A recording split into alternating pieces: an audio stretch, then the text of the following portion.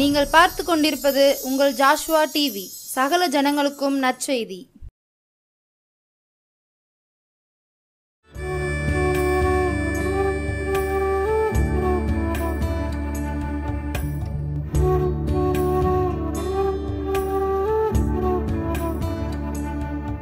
கர்த்தருடைய பரிசுத்த நாமத்துக்கு ஸ்தோத்திரம் உண்டாவதாக. மீண்டுமாய் இந்த வாரத்தில் உங்களை காண்பதில் நான் மகிழ்ச்சி அடைகிறேன்.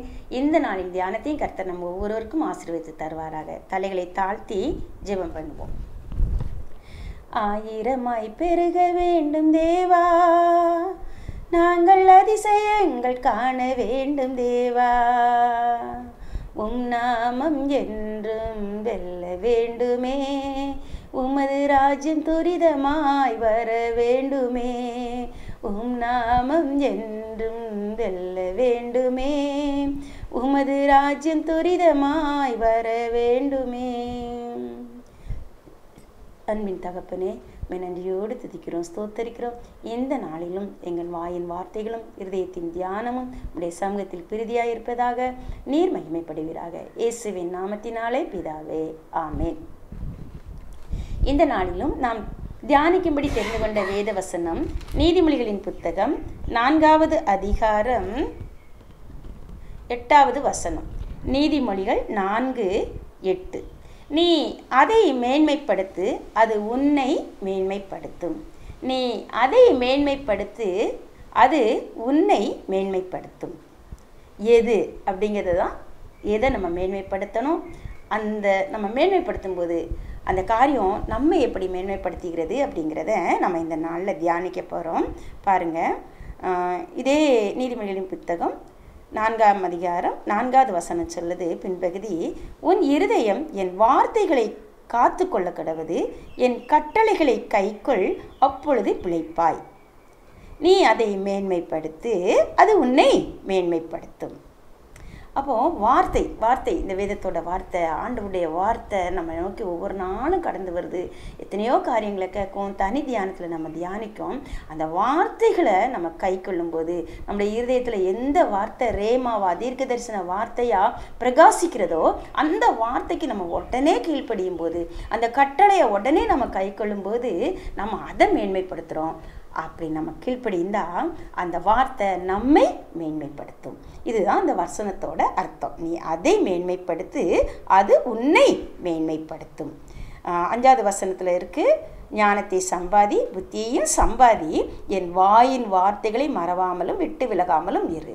அப்போ அவருடைய வாயின் வார்த்தைகளை நம்ம மறவாமலும் விட்டு விலகாமலும் அந்த வார்த்தையை காத்து நடக்க, அந்த கட்டளைகளுக்கு கீழ்ப்படிய தீர்மானிக்கும் போது நம்ம ஞானத்தை சம்பாதிப்போம், புத்தியை சம்பாதிப்போம், மீதியான எல்லா சம்பாத்தியங்களும் நம்மை தேடி வரும். சரி, பார்ப்போம். இப்போ நாம் அதை மேன்மைப்படுத்தி அது நம்மை மேன்மைப்படுத்தும்னு சொல்லி நம்ம அறிந்து கொண்டோம். அப்படி மேன்மைப்படுத்தப்பட்ட சிலரையும் அந்த வார்த்தையை அசட்டை பண்ணதுனால விழுந்து போன ஒருத்தரையும் குறித்து நம்ம இந்த நாளில் தியானிக்க போகிறோம். நம்ம எல்லாரும் அறிஞ்ச ஒரு பகுதி தான், நமக்கு தெரியும். ஆபிரகாமோட ஆதியாகமம் 22ஆம் அதிகாரத்தில் ஆபிரகாம் ஈசாக்கை பலியிட அழைத்து கொண்டு போன காரியம், அதுக்கு பின்னால் நடந்த காரியம் எல்லாம் நமக்கு அடிக்கடி நம்ம பிரசங்கத்தில் கேட்குற பகுதி. அதில் ஆண்டவர் அந்த 22ஆம் அதிகாரம் 1ஆம் வசனத்தில் சொல்லுவார், ஒருவேளை ஆபிரகாம் அந்த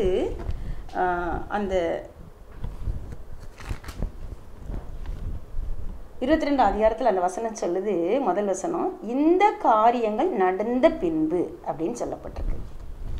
ஆண்டவர் ஆபிரகாமோட பலவிதமான பாதையில் அவரை நடத்திட்டு வந்தார். அவர்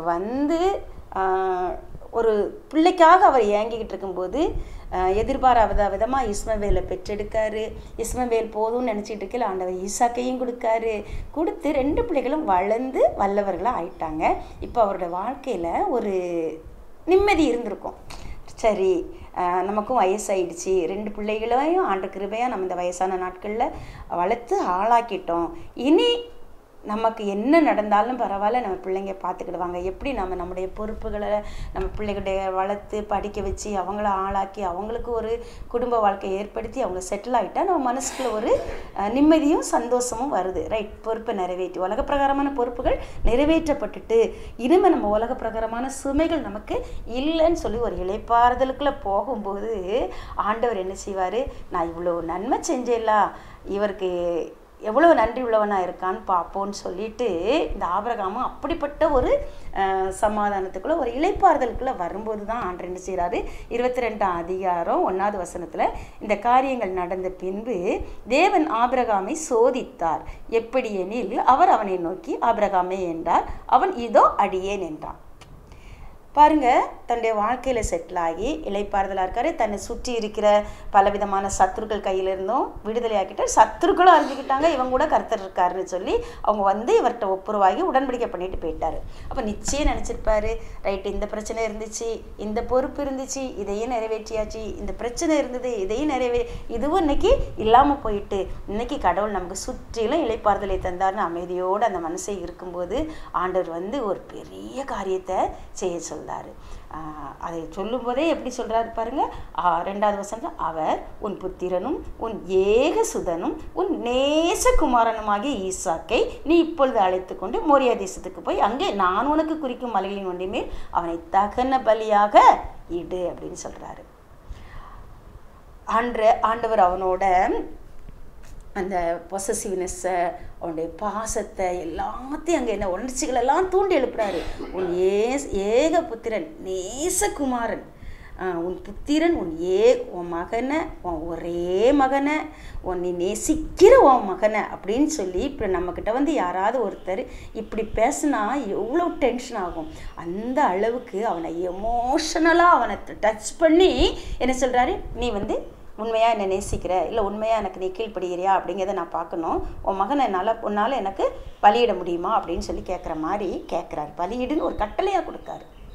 பாருங்க, மறுநாள் காலமே ஆபிரகாம் அதிகாலையில் எழுந்து அவன் எந்த பேச்சும் பேசினானா ஆண்டர்கிட்ட பேசின மாதிரியும் இல்லை, தன்னுடைய குடும்பத்தார்கிட்ட கலந்தாலிசித்த மாதிரியும் இல்லை. ஆனால் அவர் இருதயத்துக்குள்ளே அவர் எவ்வளோ போராடிப்பார். ஒருவேளை சாராள்கிட்ட எவ்வளவு நேக்கு போக்க அதை சொல்லிட்டு போனாரா அப்படிங்கிறதுலாம் தெரியாது, குடும்பத்தார்கிட்ட அவர் அதை எப்படி சொன்னார்னு தெரியாது. ஆனால் அவர் என்ன செஞ்சார், ஆண்டோடைய வார்த்தைக்கு கீழ்ப்படிஞ்சார். ஆண்டோடைய வார்த்தைக்கு கீழ்ப்படிஞ்சு உடனே புறப்பட்டு போனார். போய் அவர் என்னென்ன செய்ய சொன்னாரோ அதெல்லாம் செய்தார். பலியிட கையை ஓங்கும்போது தான் ஆண்டவர் என்ன செய்றார், அந்த வாஸ்து பார்த்தோன்னா பலிபிடத்தை கட்டுறாரு, விறகு அடுக்கிறாரு. ஒரு அந்த பலிபிடத்தில் பலியிடம்னு என்னென்ன காரியங்கள்லாம் செய்யணுமோ அதெல்லாம் அவர் செய்கிற வரைக்கும் செய்து மகனையும் அந்த பலிபிடத்து மேலே கயிறை வச்சு கெட்டி படுக்க வச்சிட்டார். அதுக்கப்புறம் தான் ஆண்டுடைய வார்த்தை கடந்து வருது, நீ கையை போடாதன்னு சொல்லிட்டு திரும்ப 18வது வசனத்தில் ஆதியாகமம் 22:18 பாருங்கள், நீ என் சொல்லுக்கு கீழ்ப்படிந்தபடியினால் உன் சந்ததிக்குள் பூமியில் உள்ள சகல ஜாதிகளும் ஆசீர்வதிக்கப்படும் என்றும் என் பேரில் ஆணையிட்டேன் என்று கர்த்தர் சொல்கிறார் என்றார். பாருங்க, 15வது வசனத்தில் இருந்து 18வது வசனம் வரைக்கும் ஆண்டவர் பேசுகிறாரு. கர்த்தருடைய தூதனானவர் வந்து வானத்தில் இருந்து பேசுகிறாரு. இங்கே கர்த்தருடைய தூதனானவருங்கிறது எல்லா இடத்துல எல்லாமே இயேசு கிறிஸ்துவை தான் குறிக்கும் அப்படின்னு சொல்லி வேத வல்லுநர்கள் சொல்கிறாங்க. பாருங்க, நீ உன் புத்திரன் அதே மாதிரி எப்படி ஆண்டவர் பலியிட சொன்னாரோ அப்படியே பேசுகிறாரு. நீ உன் புத்திரன் என்றும் உன் ஏக சுதன் என்றும் உன் நேசகுமாரன் என்றும் பாராமல் அவனை நீ ஒப்பு கொடுத்து இந்த காரியத்தை செய்தபடியால், ஒருவேளை நீ உன் பிள்ளையை விட என்னை நேசிக்கிற, உன் பிள்ளையை விட என்னுடைய வார்த்தையை நீ மேன்மைப்படுத்தி இருக்கிற, நான் சொன்ன வார்த்தையை என்ன பண்ணிட்ட மேன்மைப்படுத்தி இருக்கிற, அதனால் நான் என்ன செய்வேன், என் வார்த்தையினாலே உன்னை இப்போ மறுபடி நான் ஆசீர்வதிக்க, எப்படி வராரு, நான் என்னை ஆசீர்வதித்து உன் சந்ததியை வானத்து நட்சத்திரங்களைப் போலவும் கடற்கரை மணலைப் போலவும் பெருக பண்ணுவேன் என்றும் உன் சந்ததியார் தங்கள் சத்துருக்களின் வாசல்களை சுதந்திரித்துக் கொள்வார் என்றும் சொல்லிட்டு மறுபடியும் சொல்றார், நீ ஏன் சொல்லுக்கு கீழ்ப்படிந்தபடியால் உன் சந்ததிக்குள் பூமியில் உள்ள வம்சங்கள் எல்லாம் ஆசீர்வதிக்கப்படும். பாரு, நீ ஆசீர்வதிக்கப்படுவ, நீ ஆசீர்வாதமா இருப்ப அப்படிங்கிற வார்த்தையை திரும்பவும் என்ன செய்யறாரு, ஆபிரகாமுக்கு உறுதிப்படுத்தி சந்ததியா அதுக்கு அடுத்தால ஈசாக்கிட்டே ஆண்டவர் அதே வார்த்தையை சொல்வாரு. 26வது அதிகாரம் 4வது வசனத்தில் பார்த்தோன்னு சொன்னால், ஆபிரகாம் என் சொல்லுக்கு கீழ்ப்படிந்து என் விதிகளையும் என் கற்பனைகளையும் என் நியமங்களையும் என் பிரமாணங்களையும் கை கொண்டபடினால் நான் உன் சந்ததியை வானத்தின் நட்சத்திரங்களைப் போல பெருக பண்ணி உன் சந்ததிக்கு இந்த தேசங்கள் யாவையும் தருவேன், உன் சந்ததிக்குள் பூமியில் உள்ள சகல ஜாதிகளும் ஆசீர்வதிக்கப்படும் என்றார். ஈசாக்கு கேராருலே குத. ஈசா கிட்ட சொல்கிறாரு மறுபடியும், உங்கள் அப்பா என்ன பண்ணார், என் சொல்லுக்கு கீழ்ப்படிந்து இருந்ததுனால, என் வார்த்தையை அப்படியே மதித்து மேன்மைப்படுத்தினதுனால அவனை நான் மேன்மைப்படுத்துவேன்னு சொன்னேன். அதே வார்த்தையின்படி இன்றைக்கி உன்னை மேன்மைப்படுத்தியிருக்கேன், உன்னுடைய சந்ததியை நான் மேன்மைப்படுத்துவேன், உன்னுடைய சந்ததியாக நான் என்ன செய்வேன், என்னாலும் ஆபிரகாம் கொடுத்த அந்த உடன்படிக்கையை காத்துக்கொள்வேன். திரும்ப ஈசா கிட்ட அதை நினைவுபடுத்துகிறாரு. ஈசாக்கும் கீழ்ப்படிந்தான், ஈசாக்கும் ஆசீர்வதிக்கப்பட்டான். அந்த பஞ்ச காலத்தில் ஈசா கிட்ட ஆண்டவர் வந்து இந்த வார்த்தையை ஞாபகப்படுத்தி, நீ என்ன செய்யாது, எகிப்துக்கு போகாத செழிப்புள்ள தேசம்னு சொல்லி நீ கேராருலேயே குடியிருன்னு சொல்கிறாரு. அவன் கீழ்ப்படிஞ்சு குடியிருக்கான். அந்த இடத்துல அந்த பஞ்ச காலத்தில் 100 மடங்கு ஆசீர்வாதத்தை பெற்றுக்கொள்ள சத்துருக்களும் சுற்றி இருக்கவங்களும் பொறாமை கொள்ளக்கூடிய அளவுக்கு ஆசீர்வாதங்களை சுதந்திரிக்க கர்த்தர் அவன் ஈசாக்குக்கும் அனுக்கிரகம் செய்தார். தொடர்ந்து பார்த்தோன்னு சொன்னால் சந்ததியாக அந்த உடன்படிக்கை என்ன செஞ்சுக்கிட்டு இருக்கு. ஆண்டவர் பிறந்த பிறகு இயேசுவானவர் மாம்சத்தில் அவதரித்த நாட்களில் கூட இவனும் ஆபிரகாமுக்கு குமாரனாய் இருக்கிறானேன்னு சொல்லி பலவிதமான நன்மைகளை அந்த இஸ்ரவேல் தேசத்தில் ஆண்டவர் என்ன செய்வார், அற்புதங்களை நன்மைகளை பலவிதமான மனுஷர்களுக்கு செய்வார்.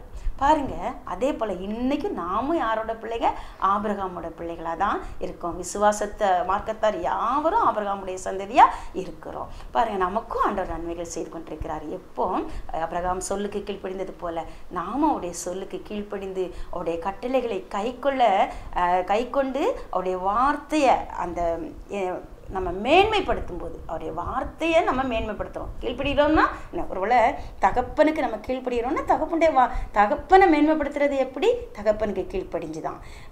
பெரியவங்களை மேன்மைப்படுத்துறது எப்படி, பெரியவங்களுக்கு கீழ்ப்படிஞ்சு தான். அவங்க வார்த்தைக்கு கீழ்ப்படியலைன்னா அவங்கள நம்ம அசட்டை பண்ணுறோன்னு தான் அர்த்தம். அவங்க சும்மா பொது இடத்துல கனப்படுத்திட்டு பொது இடத்துல நல்லவங்க மாதிரி ஆக்ட் பண்ணிட்டு அவங்க வார்த்தையை நம்ம அசட்டை பண்ணதோன்னா அவங்க உள்ளத்தில் வேதனை இருக்கும். ஸோ அந்த வேதனை வந்து நமக்கு ஆசீர்வாதம் கிடையாது. அதனால தான் உள்ளத்தில் ஒன்று உதட்டில் ஒன்று நம்ம எந்த காரியத்திலையும் செய்யக்கூடாது. எப்படி ஆபிரகாம் ஆண்டவர் பேசினோன்னு கீழ்ப்படிந்து அப்படியே செய்து தண்டி அந்த சொல்லுக்கு கீழ்ப்படிந்து, அது கீழ்ப்படியதுக்கு கஷ்டமான காரியமாக இருந்தால் கூட அவன் என்ன செஞ்சான், கீழ்ப்படிந்ததுனால அந்த வார்த்தையின் மேன்மையை, அந்த வார்த்தையின் ஆசீர்வாதத்தை தன்னுடைய வாழ்க்கையில் சுதந்திரித்து இன்னைக்கு ஜாதிகளுக்கு தகப்பனா, விசுவாச மார்க்கத்திற்கு தகப்பனா, இஸ்ரவேலருக்கு தகப்பனா, கிறிஸ்தவர்களுக்கு தகப்பனா, யூதர்களுக்கு தகப்பனா, முஸ்லீம்களுக்கு இஸ்லாமியருக்கு தகப்பனா இன்று ஜீவித்து கொண்டு இருக்கிறான். ஒருவேளை சரீர பிரகாரமான மரணம் அடைஞ்சா கூட அவன் ஜீவனுள்ள சாட்சியாக இன்றும் நம்ம எல்லாருக்கும் நல்ல ஒரு எடுத்துக்காட்டாக ஜீவித்துக்கிட்டு இருக்காரு. நாமும் அது போல் ஜீவிக்க நம்ம இந்த நாளில் முயற்சி பண்ணுவோம். அவருடைய வார்த்தையை நம்மை நோக்கி கடந்து வருகிற, நம்முடைய தனி தியானத்தில் கடந்து வருகிற வார்த்தை, நம்முடைய ஆலய ஆராதனையில் ஆங்காங்கே நம்ம பார்க்கும்போது நம்ம செல்லும் வழி எங்கும் வார்த்தைகளை நம்ம பார்ப்போம். சில நேரங்களில் நம்ம ஒரு வாகனத்தில் பிரயாணம் பண்ணுவோம், நம்ம கடந்து செல்லும் வாகனத்தில் எழுதப்பட்டிருக்கிற ஒரு வார்த்தை கூட அது கூட ஜீவனுள்ள வார்த்தை. ஏன்னா வேத வசனங்கள் ஒவ்வொன்றும் ஜீவனுள்ளதாக இருக்குது. ஸோ இருபுறமும் கற்குள்ள பட்டயமாக இருக்குது. அப்போ ஜீவனுள்ள அந்த வார்த்தை சில நேரங்களில் நம்ம கூட நம்ம வாழ்விக்கும்படி பேசும், சில நேரம் நம்மளை கண்டித்து உணர்த்தி திருத்தும்படி பேசும், சில நேரம் நம்மளை தூக்கி நிறுத்தும், சில நேரம் நம்மக்கிட்ட இருக்க தேவையில்லாத காரியங்களை வெட்டி தள்ளும். ஸோ அது எப்படி பேசினாலும் அந்த வார்த்தைக்கு உடனே நம்ம இருதயத்தில், ஆண்டவரே இந்த காரியம் என்னோட காரியத்தை பேசுது, இந்த காரியத்தை நான் அறிக்கை அடிக்கிறேன், நான் மன்னிங்கன்னு சொல்லுவோம், இந்த காரியத்தின்படி செய்ய தீர்மானிக்கிறேன்னு சொல்லுவோம். மறக்காமல் அந்த கீழ்ப்படியை தீர்மானிப்போம். அந்த வார்த்தையில் ஒரு எது கட்டளை வருது அப்படின்னா அந்த கட்டளையின்படி செயல்பட தீர்மானிப்போம். அப்படி நம்ம செய்யும்போது அந்த வார்த்தைக்குரிய ஆசீர்வாதம், மேன்மை எல்லாம் ஆண்டவர் நமக்கும் நம்முடைய குடும்பத்துக்கும் தந்தருள்வார். பாருங்க, முற்பிதாக்கள் காலத்தில் மாத்திரம் இல்லை, புதிய ஏற்பாட்டு காலத்திலையும் ஆண்டவர் கானா ஒரு கல்யாண வீட்டுக்கு வர்றாரு. அங்கே திராட்சரசம் குறைவுபட்டது. திராட்சரசம் குறைவுபட்ட உடனே மரியாள் போய் ஆண்டவர்கிட்ட சொல்கிறாங்க, தம்பி இந்த மாதிரி ஒரு குறைவு இருக்குது அப்படின்னு சொல்லும்போது அவர் தன்னோட அம்மாக்கிட்ட எதுவும் சொல்ல மாட்டார். அமைதியாக இருங்கம்மா, ஆண்டோட என் வேலை இன்னும் வரல அப்படின்னு சொல்லிட்டு ஒருவேளை பிதாவை நோக்கி அவர் ஜெபம் பண்ணியிருக்கலாம். அதுதான் அவர் முதலாவது அற்புதத்தை செய்து தன்னுடைய மகிமை வெளிப்படுத்தக்கூடிய இடமா தேவனுடைய ஆவியானவர் பிதாவானவருடைய திருவுளமாக இருந்ததுனால அந்த இடத்துல ஆண்டவர் என்ன செஞ்சார், அமைதியாக அந்த அம்மா கிட்ட ஒன்றும் சொல்லலை.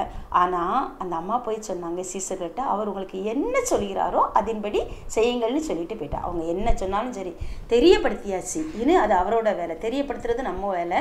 தெரியப்படுத்தின பிறகு எப்படி செயல்படுவதுங்கிறது, அவர் உடனே செயல்படுறாரா, கொஞ்சம் நேரம் கழித்து செயல்படுறாரா, இல்லை ரொம்ப நாள் கழித்து செயல்படுறாரா, இல்லை செயல்படாமல் இருக்காரோ, அது அவருடைய வேலை.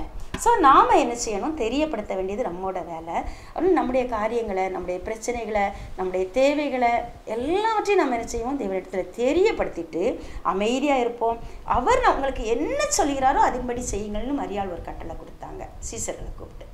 அதே போல் வேலைக்காரரை கூப்பிட்டு நமக்கும் அந்த கட்டளை நம்ம தெரியப்படுத்திட்டு அமைதியாக இருக்கும்போது ஆண்டுடைய வெளிச்சம் நம்மளால் கட்டாயம் பிரகாசிக்கும். ஆண்டுடைய வார்த்தை வெளிப்பாடாக வரும். அவர் சொல்லுததை ஏன், எப்படி, எதுக்குன்னு சொல்லி நம்ம ரொம்ப யோசிக்காமல் அதன்படி செய்ய தீர்மானிக்கும் போது அவங்க ஒரு பெரிய ஆண்டவர் நம்மளால் முடியாததெல்லாம் செய்ய சொல்ல மாட்டார்.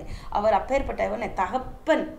ஒரு தகப்பனுக்கு தெரியும் தான் பிள்ளைக்கு எது முடியும் எது முடியாதுன்னு. இப்போ அவர் தகப்பனை விட மேலாய் நேசிக்கிறவர்.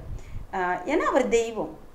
நம்ம ஒரு உலக பிரகாரமான தகப்பனு கூட அந்த நேர சிச்சுவேஷனை வச்சு தான் ஒரு முடிவு எடுக்க முடியும்.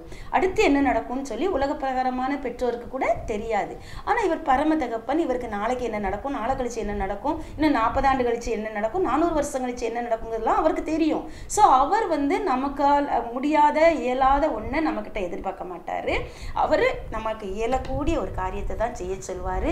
ஸோ அந்த காரியத்தை நம்ம புத்தியை போட்டு குழப்பி கொள்ளாமல் சந்தோஷத்தோடு செய்ய தீர்மானிக்கும் போது நம்ம அவருடைய வார்த்தையை மேன்மைப்படுத்துகிறோம்னு அர்த்தம்.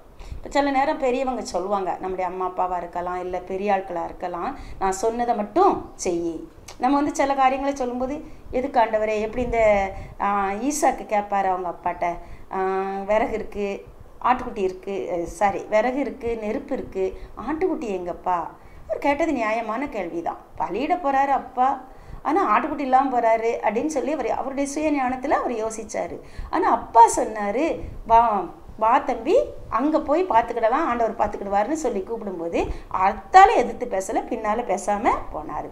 இதே போல தான் நம்ம கூட ஆண்டவர் நினச்சார், நான் பார்த்துக்கிறேன், நீ போ, நீ முன்னேறிப்போ, இல்லை என் கூட வா, அமைதியாக கையை பிடிச்சிட்டு, என் கையை பிடிச்சிக்கிட்டு நீ அமைதியாக வா, நான் நடத்துகிற பாதையிலன்னு சில நேரம் சொல்லுவார். சில நேரம் சொல்லுவார், மோசையிட்ட சொன்ன மாதிரி கோலை நீட்டுன்னு சொல்லுவார்.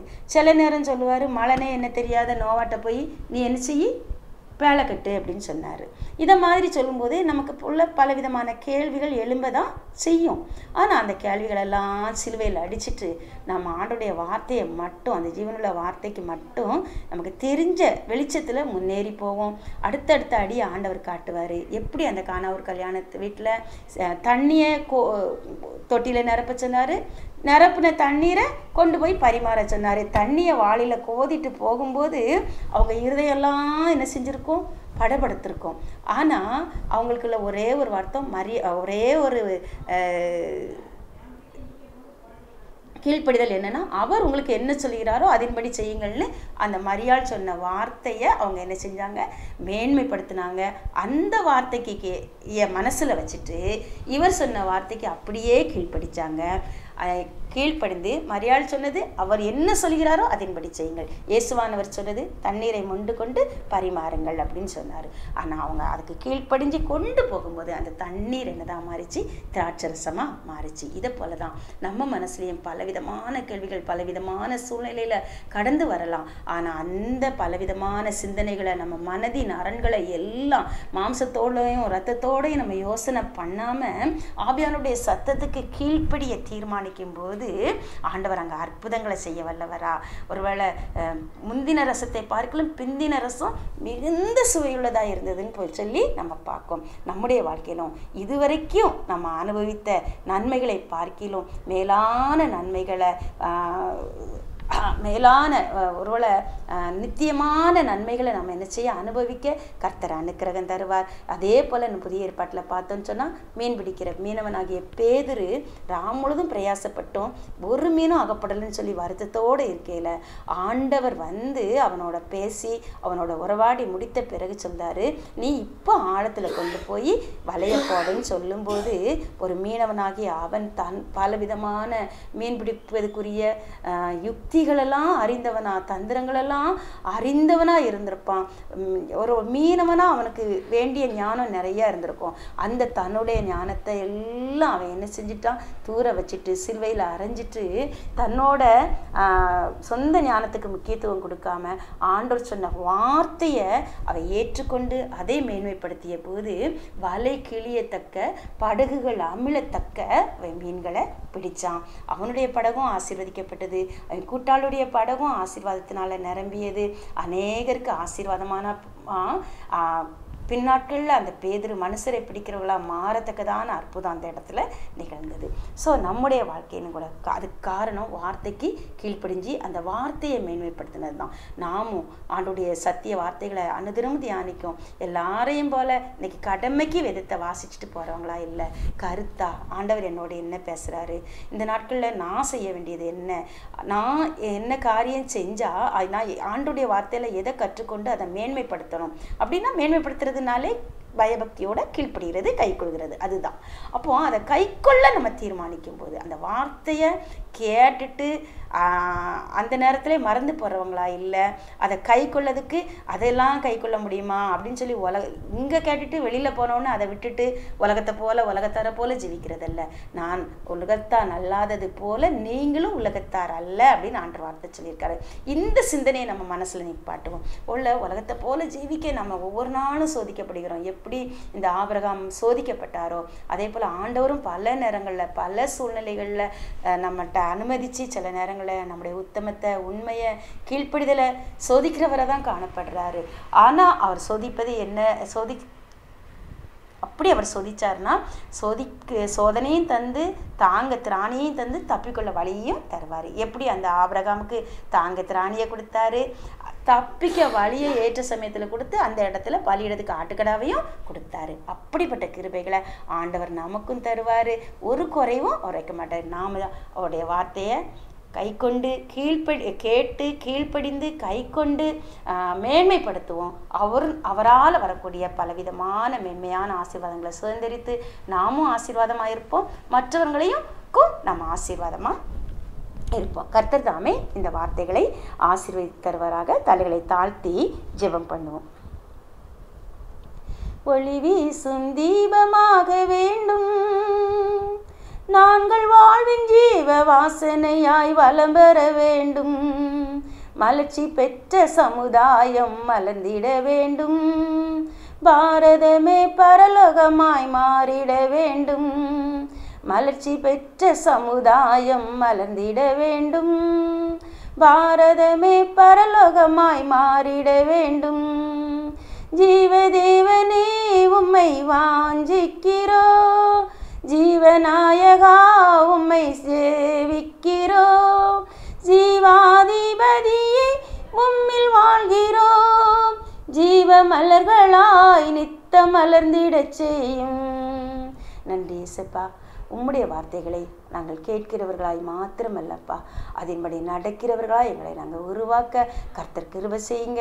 உங்களுடைய வார்த்தையை கேட்டு ஆண்டவரே அதை நாங்கள் உட்கொண்டு கீழ்ப்படிந்து உங்களுடைய நாமத்தை மகிமைப்படுத்த மேன்மைப்படுத்த உங்களுடைய வார்த்தையை நாங்கள் மேன்மைப்படுத்த உதவி செய்யுங்க. நாங்கள் அதை மேன்மைப்படுத்தும் போது நீங்கள் எங்களை மேன்மைப்படுத்துவங்க அப்படின்னு சொல்லி நீதிமொழிகள் 4:5 நீங்கள் சொல்லியிருக்கீங்க. அந்த வார்த்தையின்படி நாங்கள் ஆசீர்வாதத்தை சுதந்திரித்துக் கொள்ள ஒவ்வொரு நாளும் அனுக்கிறந்தாங்க. இயேசுவின் இன்ப நாமத்தில் ஜெபிக்கிறோம் நல்ல பிதாவே, ஆமென்.